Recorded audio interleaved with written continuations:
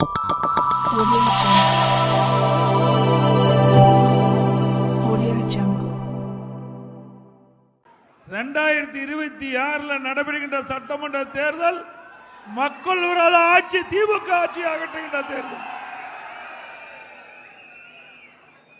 திரு ஸ்டாலின் கணக்கு போடுறார். 200 தொகுதியில் திமுகவும் திமுக கூட்டணியும் வெற்றி பெறும். திரு ஸ்டாலின் அவர்களே, எங்கே கவுண்டம்பாளையம் சட்டமன்ற தொகுதியில் பெரிய நாக்குப்பாளையத்தில் வந்து பாருங்க. மக்கள் வெள்ளம் கடல் போல் காட்சியளிக்கின்றது. இங்க இருக்கின்ற எழுச்சி குரல் வெற்றியின் அடித்தளம். ஏதோ நாடாளுமன்றத்தில் வெற்றி பெற்றோன்னு இருப்பாப்புல பேசிட்டு இருக்கார் ஸ்டாலின் அவர்கள். ஸ்டாலின் அவர்களே, 2019 நாடாளுமன்ற தேர்தலில் வெற்றி பெற்றீங்க. அடுத்து வந்து 2021 சட்டமன்ற தேர்தலில் அண்ணா திமுக தலைமையிலே அமைக்கப்பட்ட கூட்டணி கோவை மாவட்டத்திலே 10 இடங்களில் வென்று வரலாற்று சாதனை படைத்தது. மறந்து விடாதீங்க. நீங்க ஆட்சியில வேணா இருக்கலாம், ஆனா கோவை மாவட்டம் அண்ணா திமுக ஆட்சி நடக்குது. உங்க கட்சிக்கு உங்க கூட்டணிக்கு ஒரு இடம் கூட கிடைக்கல. ஆக நாடாளுமன்றம் வேறு, சட்டமன்றம் வேறு. சட்டமன்றம் என்று வருகின்ற பொழுது அண்ணா திமுக தான் ஆட்சி அமைக்க வேண்டும் என்று கோவை மாவட்ட மக்கள் முடிவு செய்து விட்டார்கள். அதுவும் கவுண்டம்பாளையம் தொகுதி அண்ணா திமுக கோட்டை.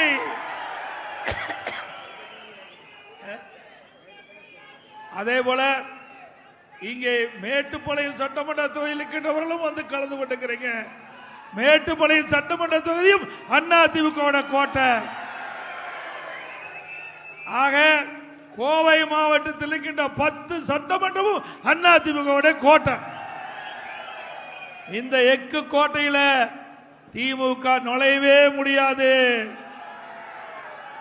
நுழைய விடுவீங்களா?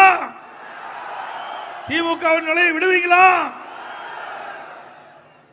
இந்த சட்டமன்ற தேர்தல் என்ற போர்ல திமுகவை ஓட ஓட புறமுதுகிட்டு ஓடுகின்ற அளவிற்கு நீங்கள் தேர்தல் பணியாற்ற வேண்டும். அது மட்டுமல்ல, இங்க ஒருத்தர திமுக பொறுப்பாளராக போட்டிருக்கிறாங்க. யாரு அவரு? யாருங்க? பாலாஜி.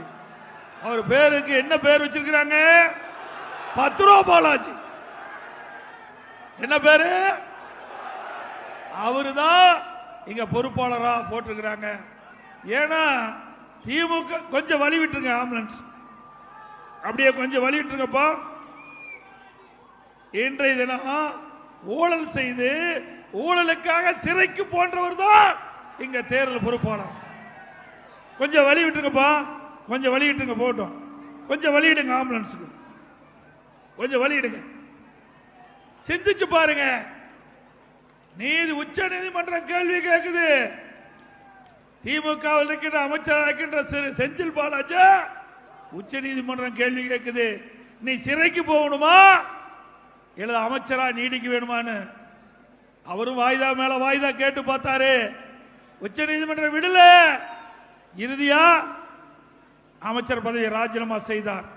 அப்படி ஊழல் செய்த ஒருவர் உங்களுக்கு மாவட்ட பொறுப்பாளராக போட்டிருக்கிறாங்க. சிந்திச்சு பாருங்க. நாட்டு மக்களுக்கு நன்மை செய்கின்ற கட்சி அண்ணா திமுக கட்சி. திமுக 50 மாத திமுக ஆட்சியில லஞ்ச லாவண்யம் தலைவிரித்தாடுகிறது. எல்லா துறையிலும் லஞ்சம். லஞ்சம் இல்லாத எந்த காரியம் நடைபெறவில்லை. கமிஷன், கலெக்ஷன், கரப்ஷன் நம்பர் 1 திமுக ஆட்சி. இப்படி ஊழல் செய்கின்ற அரசாங்கம் மீண்டும் வேணுமா? ஊழல் செய்கின்ற அரசாங்கம் வேணுமா?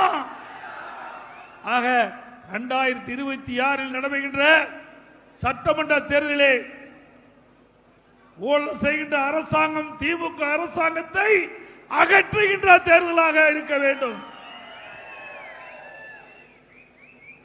இன்றைக்கு மன்னராட்சி ஒழிக்கப்பட்டு இந்தியாவிலே பல ஆண்டாகிவிட்டது. மீண்டும் தமிழகத்திலே மன்னராட்சி வருவதற்கு திமுக குடும்பம்னா ஏற்கனவே ஸ்டாலின் சொல்லியிருக்கிறார். திமுக கருணாநிதி குடும்பமா? ஆக கருணாநிதி குடும்பம் மன்னராட்சி வருவதற்கு துடித்துக் கொண்டிருக்கின்றார்கள். வாரிசு அரசுக்கு முற்றுப்புள்ளி வைக்கின்ற தேர்தல் குடும்ப இவதான் ஆள வேணுமா? இங்க இருக்கிற ஒருத்தர் முதலமைச்சர் ஆனா ஏத்துக்க மாட்டாங்களா? நானும் உங்களை போலங்க பல கூட்டத்தில் கீழே இருந்துதாங்க வந்திருக்கிறேன்.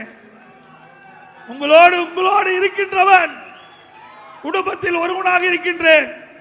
மக்களுடைய கஷ்ட நஷ்டம் துன்பம் துயரம் வேதனை அத்தனையும் அனுபவ நீதியாக அனுபவித்தவன். ஆகவே திரு கருணாநிதி குடும்பத்தை போல குடும்ப ஆட்சி இல்ல.